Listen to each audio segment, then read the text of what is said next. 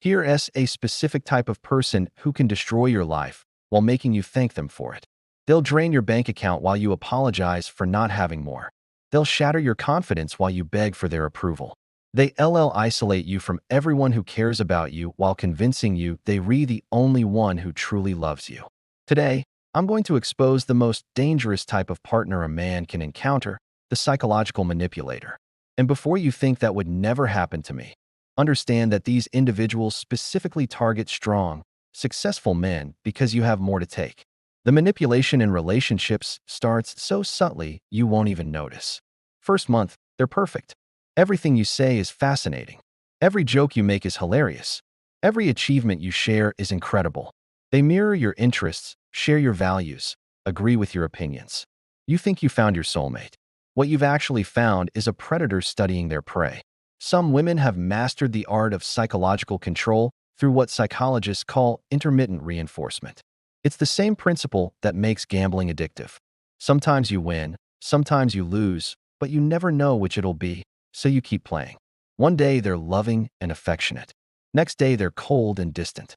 You never know which version you'll get, so you become hyper-vigilant, always trying to earn the good version. I had a client, successful entrepreneur, built his company from nothing. Met a woman who seemed perfect, beautiful, charming, interested in his work. 6 months later, he's in my office, hands shaking, asking me if he's going crazy. She'd convinced him that his memory was failing, that his friends were using him, that his family was toxic. The only person he could trust, she said, was her. Classic isolation technique. The gradual psychological control is like boiling a frog. Turn the heat up slowly enough, and the frog doesn't notice until it's too late. Week 1. They're upset you went out with friends without telling them first. Seems reasonable. Communication is important, right? Month 2. They're hurt you'd rather see friends than spend time with them. Month 6. You haven't seen your friends in weeks, and you're not even sure why. These individuals reduce positive interactions while increasing negative ones at a calculated pace. Early on, the ratio might be 80% positive, 20% negative. You barely notice the criticism among all the affection. But gradually it shifts 70 to 30, 60 to 40, 50 to 50. By the time you're at 20% positive, 80% negative, you're so desperate for those rare moments of affection that you'll do anything to get them. The emotional roller coaster becomes your new normal. Monday, they love you more than anything. Tuesday, you disgust them. Wednesday, they can't live without you. Thursday, they're thinking about leaving. Your nervous system never gets to rest. You're constantly in fight or flight mode, cortisol flooding your system, slowly destroying your physical and mental health. I've studied toxic personalities for over a decade, and certain patterns always emerge. These individuals often display what we call the dark triad traits: narcissism, Machiavellianism, and psychopathy. They lack empathy, but excel at mimicking it. They see people as resources to exploit, not humans to connect with. They feel entitled to whatever they want and genuinely believe others exist to serve them. The narcissistic type needs constant admiration and validation. Everything becomes about them. Your promotion at work, they'll find a way to make it about how it affects them. Your mother's illness, they're more upset about how it inconveniences them. Your achievements threaten them. Your struggles annoy them. You exist solely as a supporting character in their story. Some women with these traits are particularly dangerous because society often doesn't recognize female predators. We're conditioned to see women as nurturing, empathetic, safe. So, when a woman displays predatory behavior, we rationalize it away. She's not controlling. She just cares a lot. She's not manipulative. She's emotional. She's not abusive. She's passionate. The impact on mental health is devastating. Men who've been through this describe symptoms similar to prisoners of war: hypervigilance, anxiety, depression, PTSD. They jump when their phone rings. They apologize constantly for nothing. They second-guess every thought, every feeling, every memory. Their confidence isn't just damaged, it's systematically destroyed. A client told me he used to give presentations to hundreds of people without breaking a sweat. After 2 years with a psychological manipulator, he couldn't order coffee without anxiety. She'd criticized everything: how he walked, talked, ate, breathed. Nothing was ever right. He'd become so focused on not triggering her criticism that he forgot who he was. The resource exploitation goes beyond just emotional and mental damage. These individuals will drain you financially while making you feel guilty for not giving more. They'll have sob stories about past trauma, current struggles, future dreams that only you can fund. Your money becomes their money, but their money remains their money. You're paying for everything while they're saving everything. I knew a man who paid off his girlfriend's student loans, bought her a car, covered her rent for 3 years. When he lost his job and needed help, she called him a failure and left within a month. But here's the kicker. She'd been saving the entire time, had over $50,000 in the bank while he was going into debt to support her. That's not partnership. That's parasitism. The signs of manipulation are there from the beginning if you know what to look for. Love bombing, excessive affection and attention early on, rushing intimacy, wanting to move in together, get married, have kids immediately. Victim mentality. Everyone in their past wronged them. Boundary testing. Small violations to see what you'll tolerate. The initial charm is always extraordinary. They're not just interested in you. They're fascinated. They don't just like you. They're obsessed. They don't just want you. They need you. It feels amazing because it's designed to. They're creating a drug-like dependency. Once you're hooked on their validation, they control the supply. Here's what most men don't understand. You cannot change or fix a manipulative person. They don't have a problem that needs solving. Manipulation is their solution. It's how they get their needs met. It's how they navigate the world. Trying to fix them is like trying to convince a shark to become vegetarian. It's not just difficult. It's contrary to their nature. Some women will weaponize therapy language to further their manipulation. They'll accuse you of gaslighting when you question their behavior. They'll claim you're triggered when you set boundaries. They'll say you're emotionally unavailable when you won't submit to their control. They turn psychological concepts into weapons while claiming to be the victim. The necessity of boundaries cannot be overstated. The moment someone shows these traits, you need to leave. Not after you help them through this crisis. Not after you see if they'll change. Not after one more chance. Immediately. Because every day you stay, the harder it becomes to leave. They're designed to create dependency. A manipulator will test your boundaries constantly. You say you need space, they'll show up unexpectedly. You say you can't afford something, they'll create a crisis requiring money. You say you need sleep, they'll keep you up with drama. Each violation that goes unchallenged teaches them your boundaries mean nothing. The recognition of true personality usually happens after significant investment. Emotional, financial, temporal. By the time you see who they really are, you've already lost so much that walking away feels impossible. This is called the sunk cost fallacy. You've invested so much that you keep investing, hoping to salvage something, but you're just losing more. The final reveal of their real behavior is often shocking. The mask doesn't slip. It falls off completely. The person who claimed to love you more than life itself suddenly treats you with complete contempt. The switch is so dramatic that victims often think the person must be mentally ill or going through something temporary. But this is who they are. The kind person was the act. Some partners will use a technique called cognitive empathy. They intellectually understand emotions without feeling them. They know exactly what to say to seem caring, exactly when to cry to seem vulnerable, exactly how to apologize to seem remorseful. But it's all calculated. They're performing emotions they don't actually feel. The difference from normal conflict is crucial to understand. Every relationship has disagreements. People get angry, say things they regret, make mistakes. But normal conflict has resolution, genuine apologies, behavior change. Manipulation has patterns, cycles, escalation. Normal partners want to solve problems. Manipulators want to win. In healthy relationships, conflicts decrease over time as you learn each other's needs and boundaries. With manipulators, conflicts increase. They need drama to maintain control. Peace threatens them because in peace, you might think clearly. You might realize you're unhappy. You might leave. So, they create chaos to keep you off balance. The self-preservation strategies men need are simple but difficult to implement. First, trust your gut. If something feels wrong, it probably is. Your instincts evolved over millions of years to detect threats. Don't let politeness override survival. Second, maintain outside connections. Anyone who tries to isolate you is dangerous. No exceptions. Watch how they treat people they don't need anything from. Waiters, cashiers, their own family. That's who they really are. The way they treat you initially is the performance. The way they treat powerless people is their true character. If they're cruel to those who can't benefit them, They'll be cruel to you once they've extracted your value. Some women use their physical appearance as camouflage. We don't expect beautiful people to be predators. We associate physical beauty with moral goodness. But some of the most dangerous individuals are extraordinarily attractive. They've learned their looks are a weapon that disarms victims and makes others dismiss warnings about them. The trauma bonding that occurs in these relationships is like Stockholm Syndrome.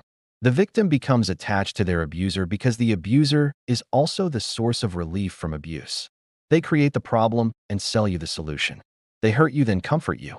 They destabilize you, then become your stability. It's psychological warfare.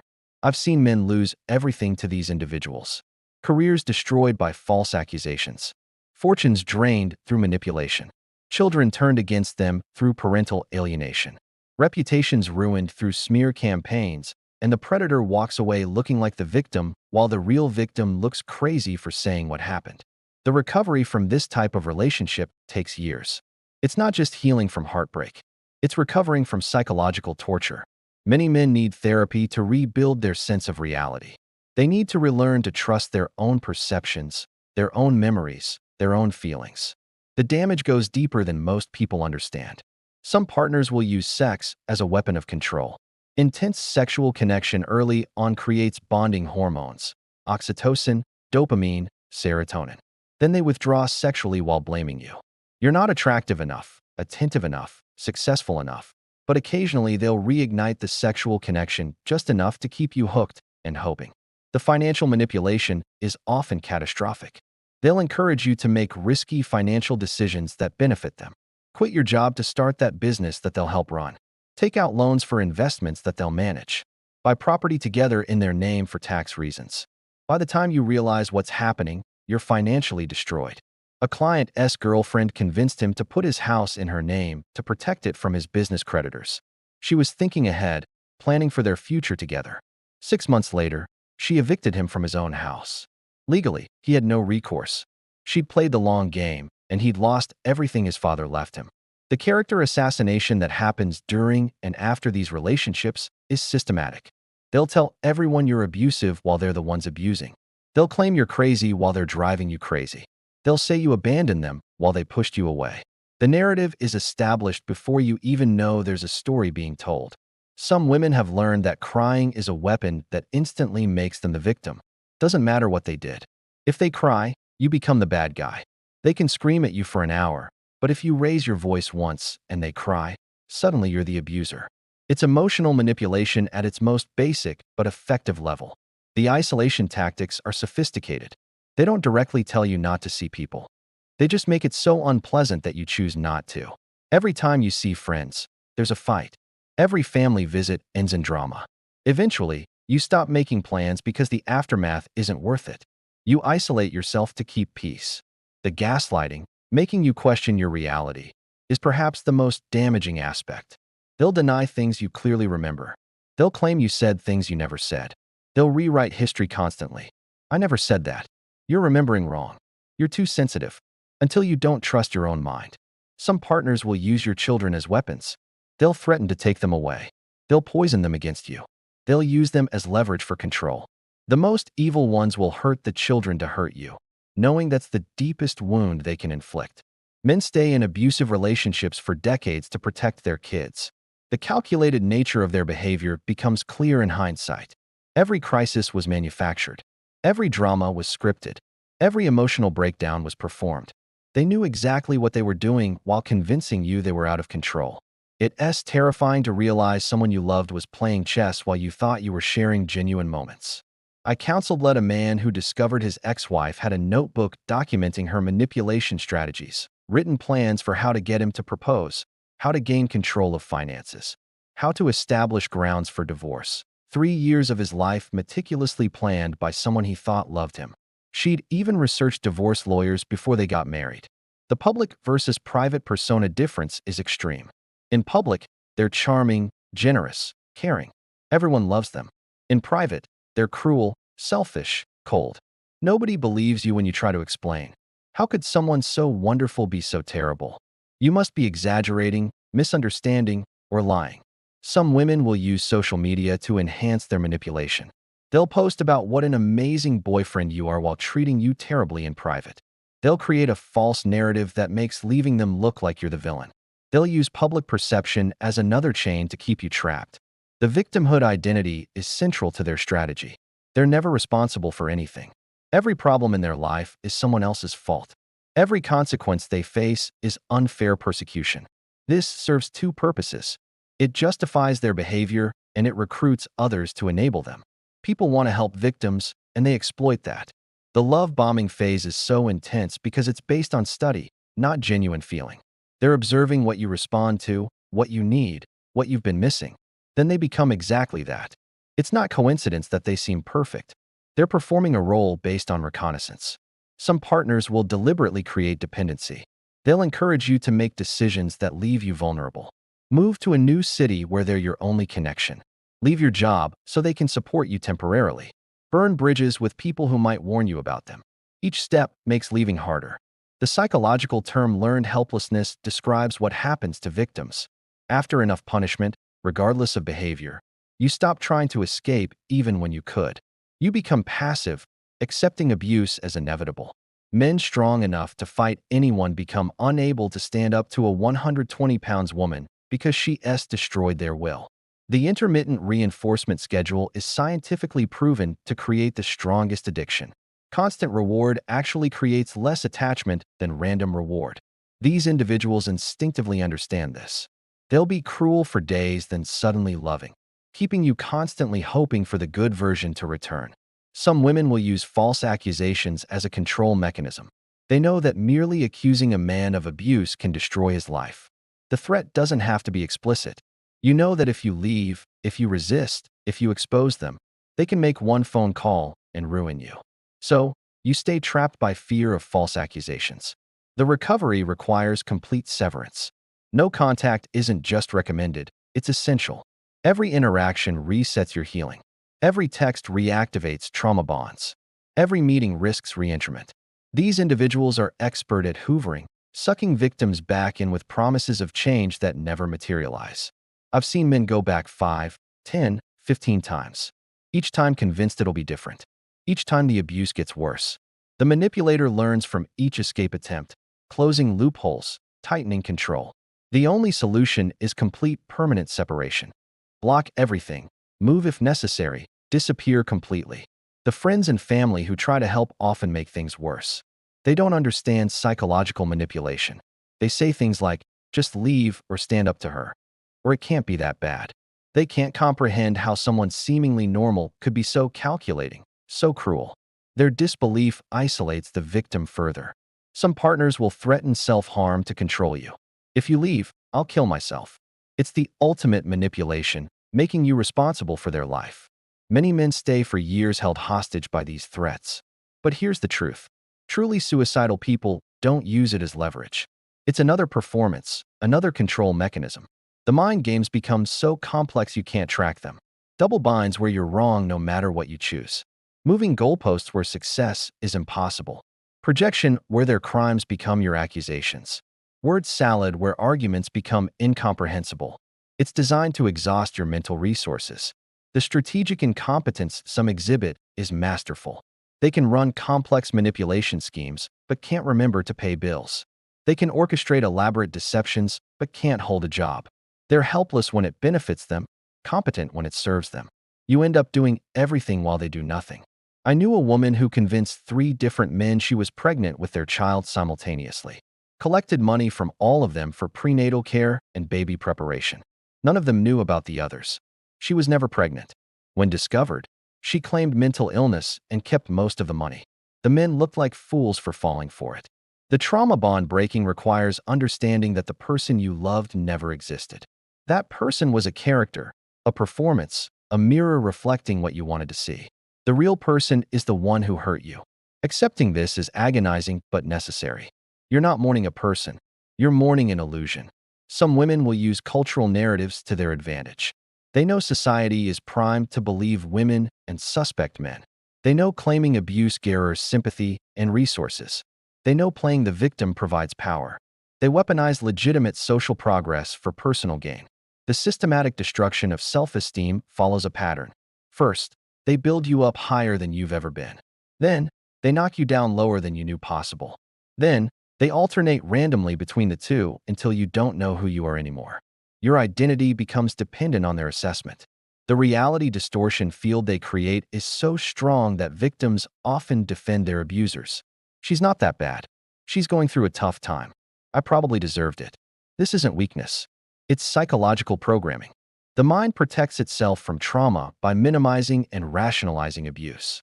Some partners will sabotage your success while pretending to support it. They'll create crisis before important meetings. They'll start fights before job interviews. They'll have emergencies during crucial moments. Then they'll comfort you when you fail, becoming your consolation while being your saboteur. The covert contracts they create are invisible but binding. You owe them because they saved you from problems they created. You can't leave because they need you. Dependency they fostered. You must provide because they deserve it. Entitlement they assert. These aren't agreements. They're psychological prisons. I've watched strong, successful men reduced to shells of themselves. CEOs who can't make simple decisions. Athletes who've lost all confidence. Artists who've stopped creating. These predators don't just take resources. They destroy souls. They leave victims so broken that recovery seems impossible. The warning signs are always there, but we're trained to ignore them. That instant connection might be love bombing. That amazing sexual chemistry could be manipulation. That perfect compatibility. Perhaps it's mirroring that sob story about their past, possibly bait for your empathy. Some women have perfected the damaged bird routine. They present themselves as broken but beautiful, hurt but hopeful. They trigger your protector instinct, your desire to be the hero. You think you're saving them, but they're enslaving you. The damage is real, but it's not what makes them dangerous.